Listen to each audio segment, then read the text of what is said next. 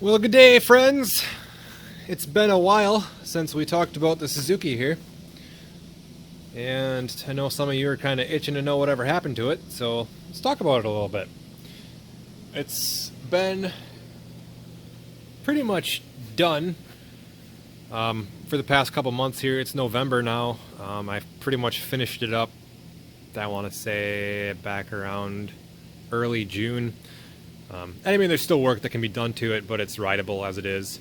I've really just kind of been enjoying it while I work on other stuff in the shop here, and it's getting kind of crowded in here now, so we're going to have to figure out how we're going to make some more space up in this piece. So I don't know how long the Suzuki is going to be around. I might end up selling it, but I probably won't, because out of all the crap in here, it kind of takes up the least space, and it is pretty damn fun to rip around on. So we'll start at the back here. You guys might remember from the beginning the axle that was on here, the hubs and the hub splines, the splines on the axle as well as the splines on the hubs on the original axle that was on here were completely shot, and they had been welded together. So what I ended up doing there was I just picked up a new axle assembly off of eBay.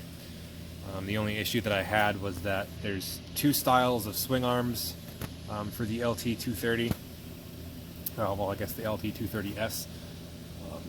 And one is obviously this style where it bolts into the swing arm, and the other one has the circular clamps that kind of just clamp the bearing carrier. I guess that's the best way to describe it.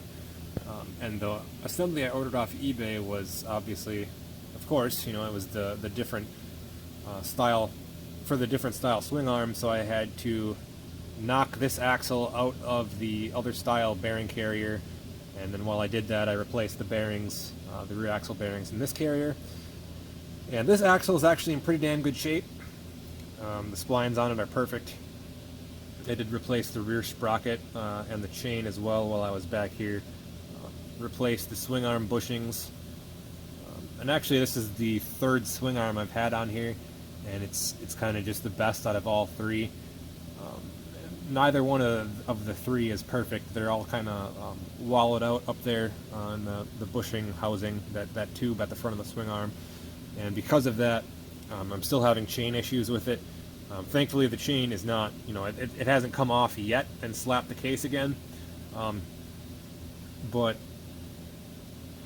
I don't know what I'm going to do there in the future. I know people have created, I guess, new bearing housings and welded them in place on the front of the swing arm.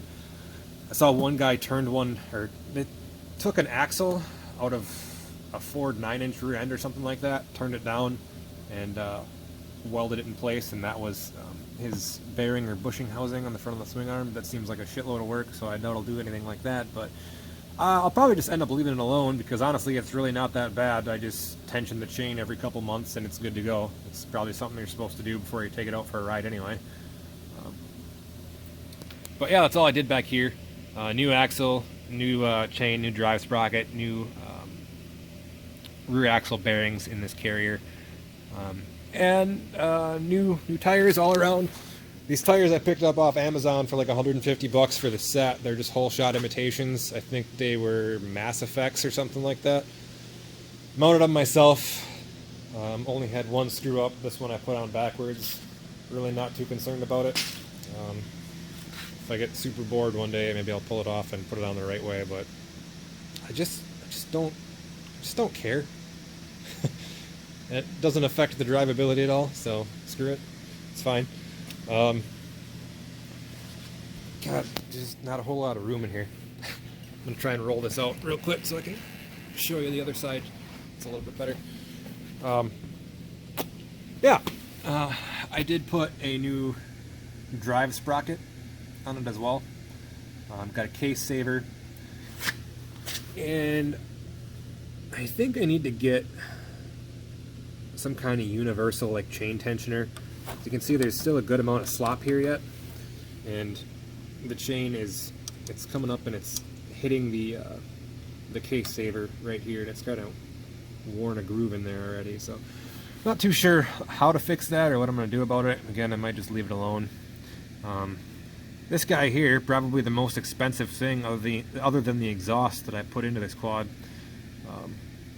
This magneto cover was $150 off of Amazon, which is absurd as far as I'm concerned. It's something that should only cost like 20 or 30 bucks, but you gotta do what you gotta do. Gotta pay to play. So bought it, slapped that on there, got all new hardware just from an Ace Hardware store. Just walked in there with one of the old cover bolts, matched the thread, picked up a bunch of new ones and popped those in there. Because I didn't look very hard, but I looked for a little while and didn't find any hardware kits for the engine or anything like that. So I did do some work to the carb. I just put a rebuild kit in it, cleaned it. That's all I had to do there. Tensioned the cam chain on it. It's just basic maintenance stuff like that I did. Adjusted the valves. It's going to need some top end work in the future. I'll probably just do a top end rebuild on it and check the play and the connecting rod while I'm in there, because I think that's going to need, it might need some attention. It's just one of those things that while you're in there you should check. If it's got any up and down slop to it, that should probably be replaced. But it does smoke a little bit, so I think it either needs valve seals or rings. Or probably both, and like I said, since I'm in there, I'm sure I will do both. It's just one of those things where it's a time to do it versus how much I actually use the thing. You know, I have no shortage of shit to work on here, so yeah, we'll see what happens. As it is right now, though, it runs just fine and it's fun as hell to drive, so I'm kind of just leaving it alone. I did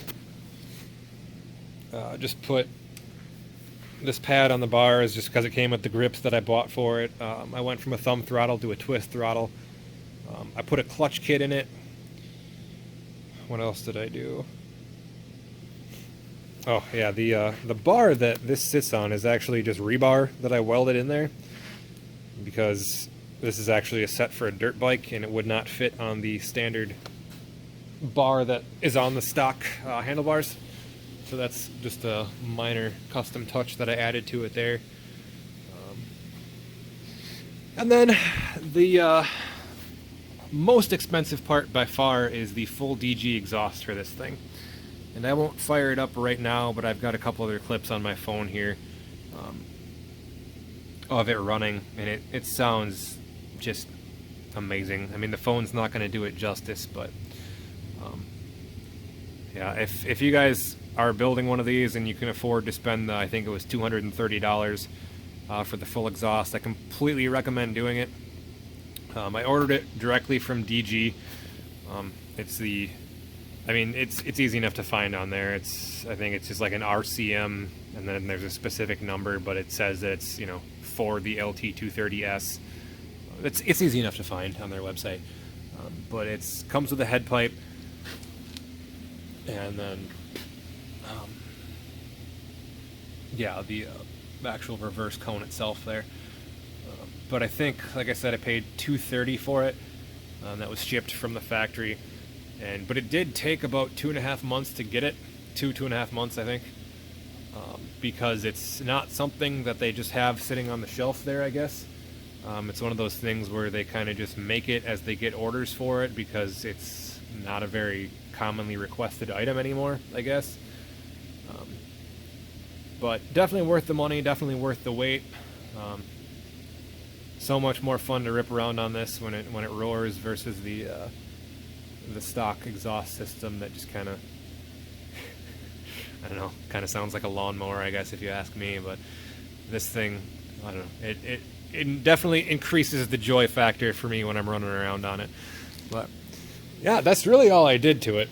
It still needs front wheel bearings, could use brakes, and the top end rebuild.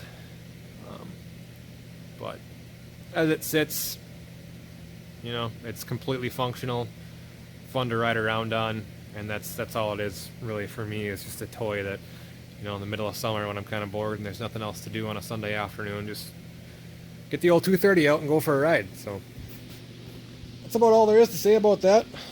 I'll throw a clip in of it running here at the end.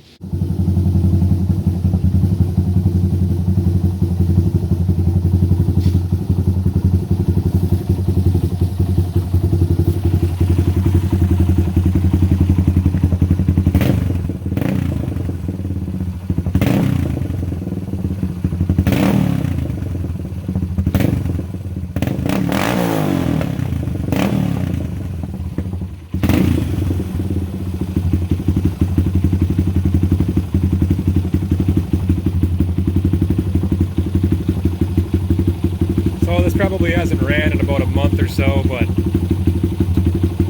I mean, you can see she's kind of smoky.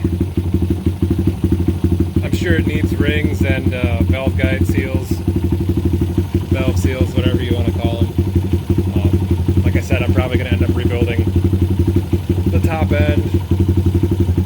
I mean, if time permits, I might even take it to a machinist and have it bored out, but we'll see how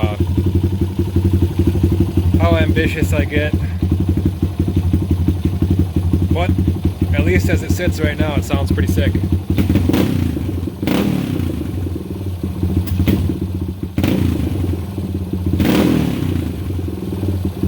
Definitely needs a rejet with the exhaust that's on it, but all minor stuff, things that'll happen in the future, but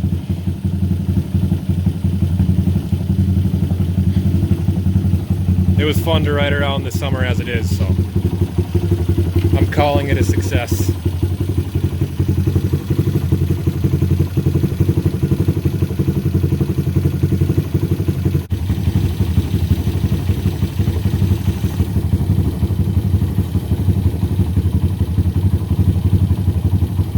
As always, any questions, just drop them in the comments and I will get back to you when I can.